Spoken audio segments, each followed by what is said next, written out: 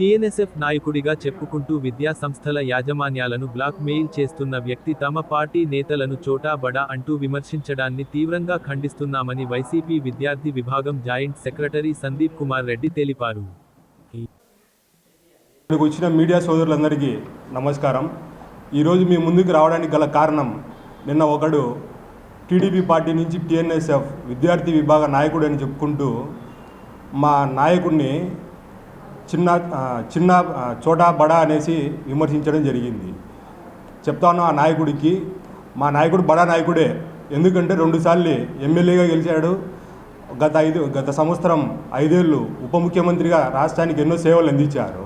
మీ నాయకుడు చోటా నాయకుడు నాకు తెలిసి. ఎందుకంటే మా నాయకుడు బడా నాయకుడు, ఇన్నిసార్లు గెలిచాడు, ఉప ముఖ్యమంత్రిగా పని కూడా చేశాడు. మీ నాయకుడు కనీస ఎమ్మెల్యేగా పోటీ చేసే అర్హత కూడా రాలేదు మీ నాయకుడికి నాకు తెలిసి.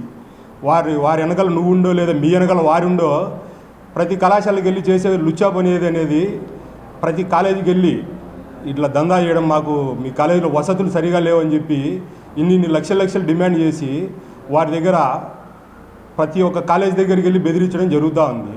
అది మీ పార్టీలో మీ నాయకులకి తెలిసి, మీ పార్టీ నాయకులే, నారాయణ గారే, కాలేజీ ఓనర్ నారాయణ గారే సస్పెన్షన్ గురించి మీకు చెప్పడం జరిగింది.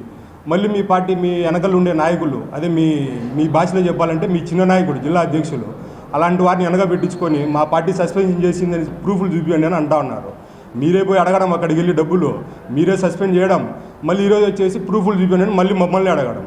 ఒక సామెత ఏముంది అంటే, అందరికీ తెలిసిన సామెత చిన్నది, నిప్పు లేనిదే పొగ రాదు. పొగ అయితే వచ్చింది, నిప్పు కూడా మీ పార్టీలోనే జరిగింది. ఇప్పటికి ఇంతవరకు ఇంత జరిగినా కూడా సస్పెన్షన్ చేయకోకుండా మీరు ఇంకా ఎన్నికేసుకొచ్చి వారి దగ్గర ఏం ఆశిస్తున్నారు అనేది మాకు తెలియదు. మీ చోటా నాయకులు ఏం ఆశిస్తున్నారు మీ దగ్గర నుంచి మాకైతే తెలియదు.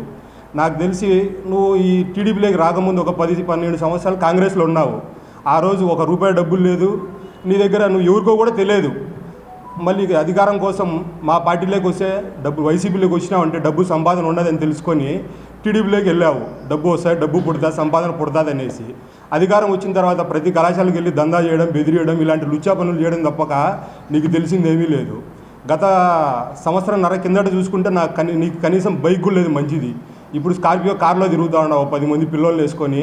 ఆ 10 మంది పిల్లలు కళాశాలకు వెళ్ళి బెదిరియడము, వారి దగ్గర నుంచి, యాజమాన్యం దగ్గర నుంచి డబ్బులు వసూలు చేయడం, ఇలాంటివి చేస్తూ ఉన్నావు. ఇలాంటి లుచ్చా పనులు మా పార్టీలో చేసింటే కన్నా మా నాయకులు ఎవరైతే ఉన్నారో సురేష్ అన్న గారు కానీ, అంజద్ అన్న కానీ, రవిరెడ్డి గారు కానీ ఈ పార్టీకి సస్పెన్షన్ చేసి వారికి తగిన చర్యలు తీసుకోవాలని పోలీసులు పట్టించి విచారణ చేపట్టి తగిన చర్యలు తీసుకోవాలని కోరుతూ ఉంటారు.